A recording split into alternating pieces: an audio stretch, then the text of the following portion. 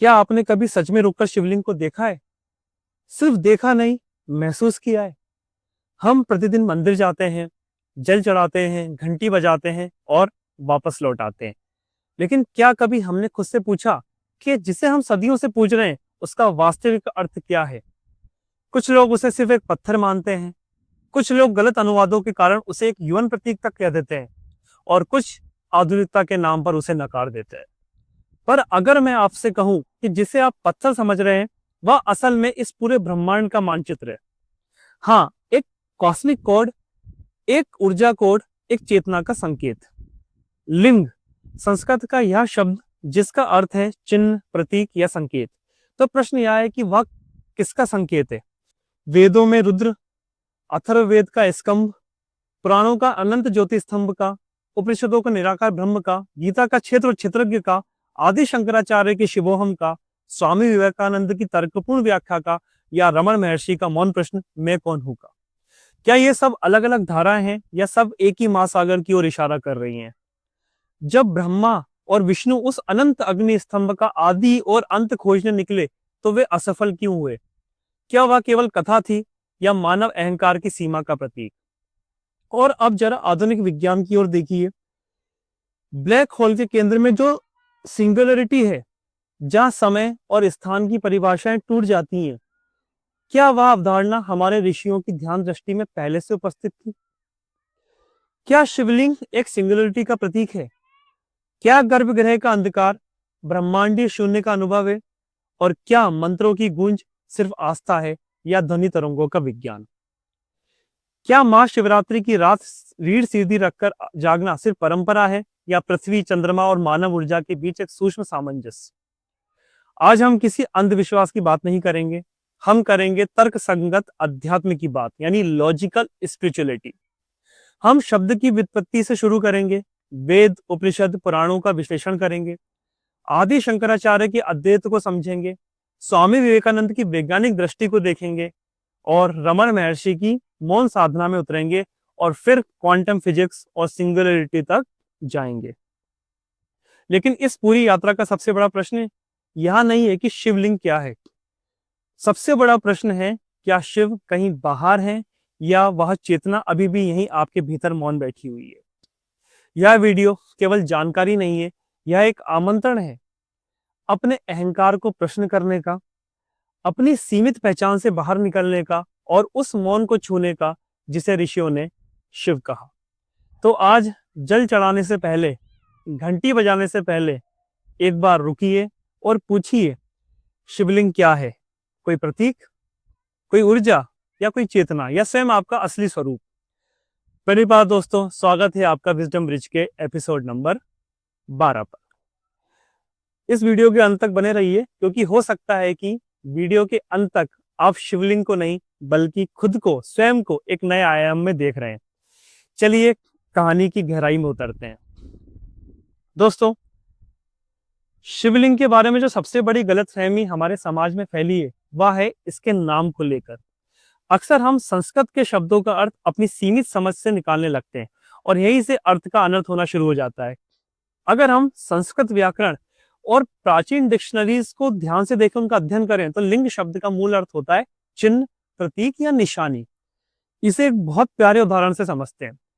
जिस तरह आकाश में बिजली का कड़कना बादलों की हलचल का लिंग यानी चिन्ह है, ठीक उसी तरह शिवलिंग उस निराकार, अनंत और निर्गुण शिव तत्व को पहचानने का एक माध्यम या सूचक है।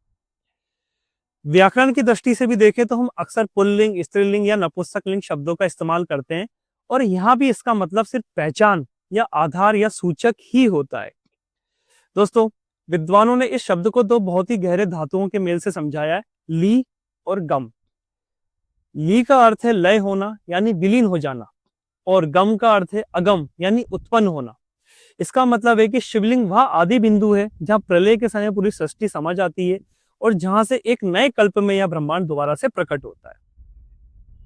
हैरानी की बात यह है कि जिसे हमारे शास्त्र हजारों साल पहले समझा चुके थे, आज का आधुनिक विज्ञान उसी स्थिति को सिंगुलरिटी के रूप में खोजने की कोशिश कर रहा है। दोस्तों, सांख्य दर्शन में इसे प्रकृति का वह सूक्ष्म रूप कहा गया है जिसे सारा स्थूल जगत बना है। तो अगली बार जब आप शिवलिंग शब्द सुने तो याद रखिएगा, यहाँ कोई साधारण आकृति नहीं है, बल्कि उस अदृश्य सत्ता का कॉस्मिक कोड है जो हमारी इंद्रियों को की पकड़ से बहुत परे है। दोस्तों, अब सवाल उठता है कि क्या शिवलिंग की यह अवधारणा सिर्फ बाद की कहानियों में आई? जी नहीं, इसका आधार तो हमारे सबसे प्राचीन ग्रंथों यानी वेदों में छुपा है। अब वेदों की तरफ चलते हैं। अथर्ववेद के स्कंभ सूत्र में एक ऐसे अनंत स्तंभ का वर्णन है जिसने पृथ्वी और आकाश को थाम रखा है और जिसमें पूरा ब्रह्मांड समाया हुआ है। स्वामी विवेकानंद ने भी पेरिस की एक कॉन्फ्रेंस में यह स्पष्ट किया था कि यही वैदिक युग स्तंभ आगे चलकर शिवलिंग के रूप में विकसित हुआ। यह कोई मूर्ति नहीं, बल्कि उस सर्वव्यापी चेतना का प्रतीक है जो जल, थल और अग्नि हर जगह व्याप्त है। लेकिन रुकिए, असली रोमांस तो अब शुरू होता है जब हम इसे मॉडर्न फिजिक्स की नजर से देखते हैं।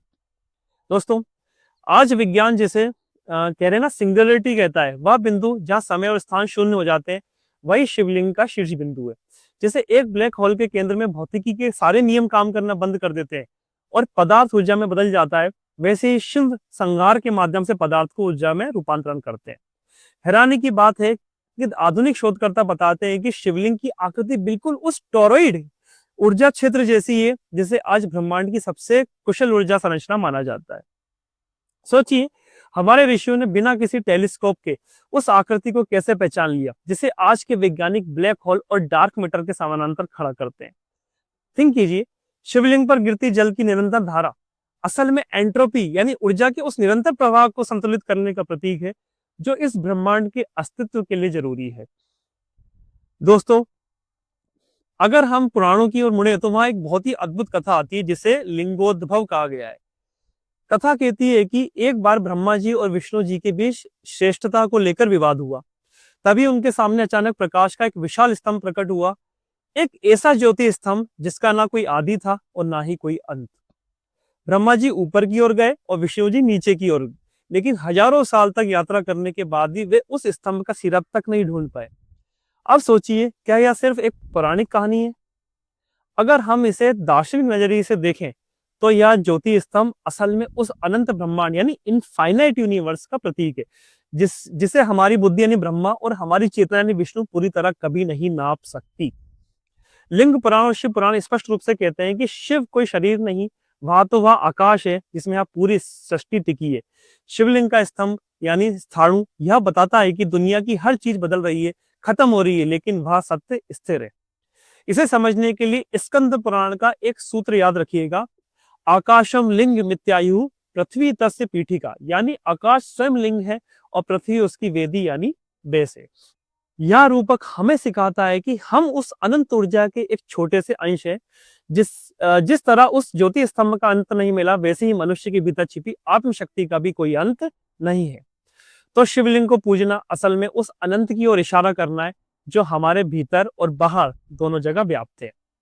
दोस्तों, अगर हम कहानियों से आगे बढ़कर शुद्ध ज्ञान की ओर चलें तो उपनिषद हमें एक अलग ही ऊंचाई पर ले जाते हैं, विशेष रूप से श्वेताश्वतर उपनिषद। अब इस उपनिषद में एक बहुत ही सुंदर प्रश्न पूछा गया है कि किम कारणम ब्रह्म, यानी इस पूरे जगत का मूल कारण क्या है। इसका उत्तर हमें सीधा रुद्र शिव की ओर ले जाता है जो समय, काल और भाग्य इन सबसे ऊपर है। उपनिषद हमें समझाता है कि जिस तरह तिल के अंदर तेल छुपा होता है, दूध के अंदर घी व्याप्त होता है, ठीक उसी तरह हर जीव की आत्मा के भीतर शिव छुपे हुए हैं। शिवलिंग यहाँ उसी माई यानी उस शक्तिमान का प्रतीक है जो अपनी माया से इस पूरे संसार का विस्तार करता है। यहाँ एक बहुत ही क्रांतिकारी बात कही गई है कि शिवलिंग की पूजा वास्तव में किसी बाहरी देवता की पूजा नहीं है, यहाँ तो आपके सामने बैठे उस आत्म तत्व की पूजा है जो हर समय हर पल आपको साक्षी भाव से देख रहा है। यहाँ अद्वैत का सबसे बड़ा सत्य गूंजता है, एको ही रुद्रो ना द्वियायत तस्थु, यानी रुद्र एक ही है, दूसरा कोई भी नहीं है। इसका सीधा सा मतलब है कि जो चेतना इस ब्रह्मांड को चला रही है वही चेतना आपके भीतर भी धड़क रही है। शिवलिंग उसी एकता का, उसी अद्वैत का सबसे बड़ा और मौन प्रतीक है। दोस्तों, हम भगवत गीता के गुण दर्शन और अद्वैत वेदांत के शिखर की बात करेंगे जहां मैं और शिव एक हो जाते हैं। चलिए इसको शुरू करते हैं, भगवत गीता में चलते हैं। भगवत गीता में भगवान कृष्ण ने एक बहुत ही अद्भुत बात कही, क्षेत्र और क्षेत्रज्ञ का विज्ञान। अगर आप इसे समझ लें तो शिवलिंग का पूरा ढांचा आपकी समझ में आ जाएगा। गीता के अनुसार यह प्रकृति या हमारा शरीर क्षेत्र है, एक मैदान की तरह, और इसके भीतर जो चेतना है वह क्षेत्रज्ञ है। शिवलिंग में जो नीचे का आधार है वह इसी क्षेत्र या प्रकृति का प्रतीक है, और जो सीधा खड़ा स्तंभ है वह उस क्षेत्र की या साक्षी चेतना का प्रतीक है, जो इस संसार के खेल के बीच भी अडिग और स्थिर रहती है। इसी अद्वैत दर्शन को आदि शंकराचार्य ने अपने चरम पर पहुंचाया। उनके अनुसार शिवलिंग की उपासना हमें उस भाव तक ले जाती है जहां हम कह सके अहम ब्रह्मास्मि, मैं ही ब्रह्म हूँ। शंकराचार्य का निर्वाण षटकम तो इस दर्शन की पराकाष्ठा है, जब वे कहते हैं ना मैं मृत्यु शंका, ना मैं जाति भेदा, ना मुझे मृत्यु का डर है, ना जाति का भेद। और वे अंत में कहते हैं चिदानंद रूपा शिवोहम शिवोहम। इसका अर्थ है शिव कोई बाहर बैठने वाला देवता नहीं है, बल्कि वह कल्याणकारी शुद्ध चेतना है जो आपके भीतर है। और शिवलिंग इसी मौन और स्थिर चेतना का साकार रूप है, जो हमें शब्दों से परे उस निशब्द की शांति की ओर ले जाता है। तो शिवलिंग की पूजा का असली मतलब है अपने भीतर के उस शिव को पहचानना जो कभी नहीं मरता, जो हमेशा आनंद में है। दोस्तों, आधुनिक युग में जब पश्चिमी दुनिया शिवलिंग को सिर्फ एक कह सकते शारीरिक प्रतीक के रूप में देख रही थी, तब स्वामी विवेकानंद ने सन 1900 में पेरिस की धार्मिक कांग्रेस में गरजते हुए इसका खंडन किया। उन्होंने पूरी दुनिया को समझाया कि शिवलिंग का वास्तविक अर्थ कामुकता से कोई लेना देना नहीं है। उन्होंने वेदों का प्रमाण देते हुए इसे स्कंभ यानी उस ब्रह्मांडीय स्तंभ का प्रतीक बताया जो अनंत है। उनके गुरु रामकृष्ण परमहंस के लिए शिव का अर्थ था साधना की चरम अवस्था, जहां मैं या अहंकार पूरी तरह से डिसॉल्व हो जाता है, मिट जाता है। वहीं महान संत रमन महर्षि ने इसे बहुत ही अनूठी दृष्टिकोण दिया। वे अरुणाचल पर्वत को स्वयं एक महाशिवलिंग मानते थे। उनका कहना था कि जिस तरह आग की लपटें हमेशा ऊपर की ओर उठती हैं, वैसे ही मनुष्य की चेतना को भी हमेशा ऊपर की ओर उठना चाहिए। शिवलिंग उसी ऊर्ध्वगामी ऊर्जा यानी असेंडिंग एनर्जी का प्रतीक है। रमन महर्षि के अनुसार शिवलिंग की असली पूजा का मतलब है अपने भटकते हुए विचारों के पीछे भागना बंद कर देना और उस मौन में ठहर जाना जो शिव का असली स्वरूप है। यानी बाहर के पत्थरों को पूछते पूछते एक दिन हम अपने भीतर के उस स्थिर आत्म तत्व तक पहुंच जाएं, यही इन संतों का असली संदेश था। दोस्तों, अब उस विषय पर बात करते हैं जिसे लेकर अक्सर विवाद होता है। 19वीं सदी के दौरान कुछ विदेशी विद्वानों ने लिंग शब्द का अनुवाद सीधे सीधे जनेंद्रिय के रूप में कर दिया। यह उनकी सांस्कृतिक अज्ञानता और भाषाई समझ की कमी थी। जरा सोचिए कि जैसा कि विद्वान अरविंद शर्मा और डेविड फॉली भी कहते हैं कि अगर लिंग का अर्थ केवल शरीर का कोई अंग होता तो स्त्रीलिंग और पुल्लिंग जैसे व्याकरण के शब्दों का अर्थ कितना अजीब हो जाता। खुद महात्मा गांधी ने भी अपनी आत्म कथा में लिखा है कि उन्हें पहली बार एक ईसाई मिशनरी की किताब से पता चला कि शिवलिंग का कोई ऐसा अश्लील अर्थ भी निकाला जा सकता है, वरना एक भारतीय के लिए हमेशा से पवित्रता और दिव्यता का सर्वोच्च प्रतीक रहा है। सत्य तो यह है कि शिवलिंग पुरुष और प्रकृति के मिलन का एक गहरा दार्शनिक चित्रण है। इसमें जो खड़ा स्तंभ है वह पुरुष यानी शुद्ध चेतना यानी कॉन्शियसनेस है, और जो नीचे का आधार है यानी शक्ति यानी सृजनकारी ऊर्जा एनर्जी है। बिना शक्ति के शिव कुछ व्यक्त नहीं कर सकते और बिना शिव के शक्ति दिशाहीन है। यह मिलन कामुक नहीं बल्कि ब्रह्मांड की आदि ऊर्जा का विज्ञान है। जब एक साधक शिवलिंग की पूजा करता है तो वह वास्तव में अपने भीतर के दो ध्रुवों यानी मस्तिष्क शिव और मूलाधार यानी शक्ति को संतुलित करने का प्रयास कर रहा होता है। दोस्तों, यह जीवन का वह संतुलन है जहां स्थिरता और गतिशीलता एक साथ मौजूद रहती है। यह हमें सिखाता है कि संसार में पुरुष और स्त्री तत्व एक दूसरे के विरोधी नहीं बल्कि एक दूसरे के पूरक है। अब जो मैं आपको बताने जा रहा हूं वह आपके सोचने का नजरिया बदल देगा। विज्ञान के क्षेत्र में आज शिवलिंग की आकृति पर बहुत नई और दिलचस्प चर्चा हो रही है। भौतिकी यानी फिजिक्स में एक शब्द है सिंगुलैरिटी। मैंने पहले भी बताया आपको, यह वह सूक्ष्म बिंदु है जहां सारा पदार्थ और ऊर्जा सिमट जाती है और जहां से बिग बैंग का विस्फोट हुआ था। हमारे ऋषियों ने शिवलिंग को इसी सिंगुलैरिटी के प्रतीक के रूप में देखा, शून्य और अनंत का मिलन बिंदु। ब्लैक होल की संरचना को देखें तो उसके केंद्र में एक ऐसी जगह होती है जहां भौतिक विज्ञान के सारे नियम फेल हो जाते हैं। शिव को संहार का देवता कहा गया है, जो असल में विनाश है नहीं बल्कि पदार्थ का ऊर्जा में रूपांतर यानी ट्रांसफॉर्मेशन है। डॉक्टर अभिषेक वर्मा जैसे शोधकर्ताओं ने तो शिवलिंग की आकृति की तुलना ब्रह्मांडी ब्लैक होल और उसके चारों ओर घूमने वाली ऊर्जा यानी इवेंट हॉरिजॉन से की है। अब जरा गौर करना आप इस बात पे, इस शिवलिंग पर गिरती जल की धारा उस निरंतर प्रवाह या एंट्रोपी को दर्शाती है जो ब्रह्मांड की ऊर्जा को संतुलित रखती है, जिसे आज विज्ञान टॉरॉइड या टॉरस ऊर्जा कहता है। प्राचीन ऋषियों ने बिना किसी आधुनिक दूरबीन के उस आकृति को शिवलिंग के रूप में पहचान लिया था। कल्पना करें क्या सिर्फ एक इत्तेफाक है या हमारे पूर्वजों के पास ब्रह्मांड को देखने वाली कोई तीसरी आंख भी थी?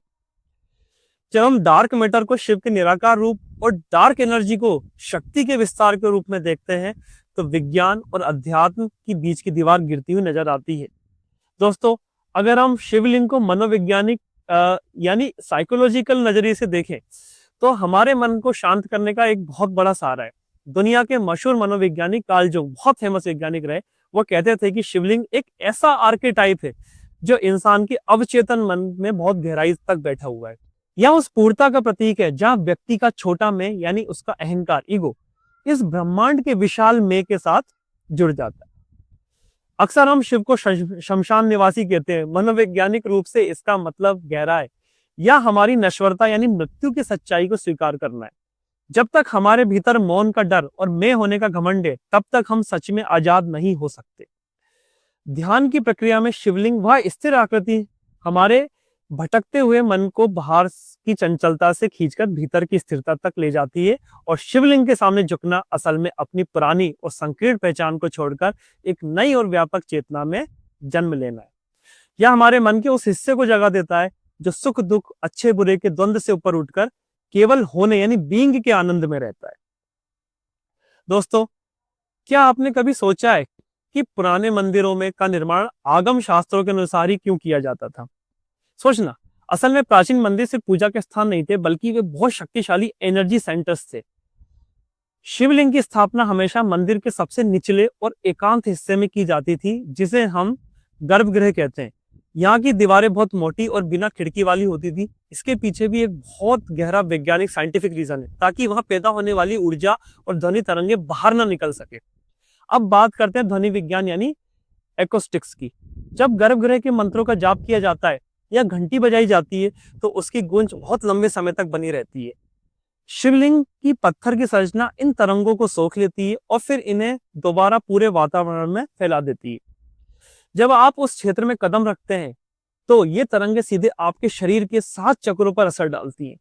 मंदिर की शंक्वाकार छत इन तरंगों को आपके आज्ञा चक्र यानी माथे के बीच में केंद्रित कर देती है, और मंत्रों की आवृत्ति यानी फ्रीक्वेंसी आपके मस्तिष्क की तरंगों को अल्फा स्टेट्स में ले आती है, जो गहरे ध्यान की स्थिति है या किसी रेजोनेंट चैम्बर की तरह काम करता है, जो आपकी सोई हुई ऊर्जा यानी कुंडलिनी को जगाने में मदद करता है।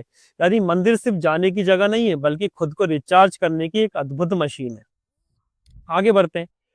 अब बात करते हैं उस खास रात की यानी महाशिवरात्रि। यह सिर्फ एक धार्मिक पर्व नहीं है, बल्कि इसके पीछे एक बहुत गहरा सेलेस्टियल एंड बायोलॉजिकल साइंस छिपा हुआ है। महाशिवरात्रि की रात पृथ्वी का उत्तरी गोलार्ध अंतरिक्ष में एक खास स्थिति में होता है। मनुष्य के शरीर में ऊर्जा का प्राकृतिक बहाव दोस्तों ऊपर यानी अपवर्ड की ओर होने लगता है। यही कारण है कि इस रात को रीढ़ की हड्डी सीधी रखकर जागरण का विधान है, ताकि आप उस प्राकृतिक ऊर्जा का पूरा लाभ उठा सके। दोस्तों, यह वह समय होता है जब चंद्रमा लगभग लुप्त होता है और हमारे मन की चंचलता सबसे कम होती है, और यह अपनी चेतना को भौतिक शरीर से ऊपर उठाकर ब्रह्मांड से जोड़ने की सबसे बड़ा और सबसे सही समय। तो दोस्तों, आज हमने पत्थर से परमात्मा तक, प्राचीन वेदों से लेकर आधुनिक लैब की सिंगुलरिटी तक का सफर तय किया। शिवलिंग को लेकर जो भ्रांतियां थी उन्हें हमने भाषाई और वैज्ञानिक गहराई से परखा और जाना कि यह कोई मामूली आकृति नहीं, बल्कि इस ब्रह्मांड का एक कॉस्मिक कोड है। लेकिन अब एक सवाल मैं आपके लिए छोड़कर जा रहा हूं। हजारों साल पहले जब दुनिया के पास ना आज जैसी टेलीस्कोप थी और ना ही आधुनिक फिजिक्स की लैब, तब हमारे ऋषियों ने उस ब्लैक होल की आकृति और टोरेड ऊर्जा क्षेत्र को कैसे पहचान लिया? कैसे उन्हें पता था कि ब्रह्मांड का आदि और अंत एक ही सिंगुलरिटी बिंदु पर होता है? क्या यह सब सिर्फ एक इत्तेफाक था, या फिर हमारे पूर्वजों ने अपनी चेतना के जरिए उस यूनिवर्सल इंटरनेट को एक्सेस कर लिया था, जिसे आज का विज्ञान समझने की कोशिश कर रहा है? दोस्तों, महाशिवरात्रि की यह रात हमें याद दिलाती है कि शिव कोई बाहर बैठने वाला व्यक्ति नहीं, बल्कि वह शुद्ध चेतना है जो आपके भीतर मौन होकर सब देख रही है। शिवलिंग की पूजा का असली मकसद उस पत्थर को पूजा नहीं, बल्कि उस पत्थर की स्थिरता की तरह अपने मन को स्थिर करना है, ताकि आप भी कह सके चिदानंद रूपा शिवोहम शिवोहम। आज रात जब आप सोएं तो खुद से पूछिएगा कि आप भी उस अनंत स्तंभ का हिस्सा है, जिसका ना कोई आदि है और ना कोई अंत। सोचिएगा जरूर। मिलते हैं अगले वीडियो में इसी तरह के किसी गहरे रहस्य के साथ। देखते रहिए विजडम ब्रिज। सत्यम शिवम सुंदरम। जय हिंद। प्रणिपात।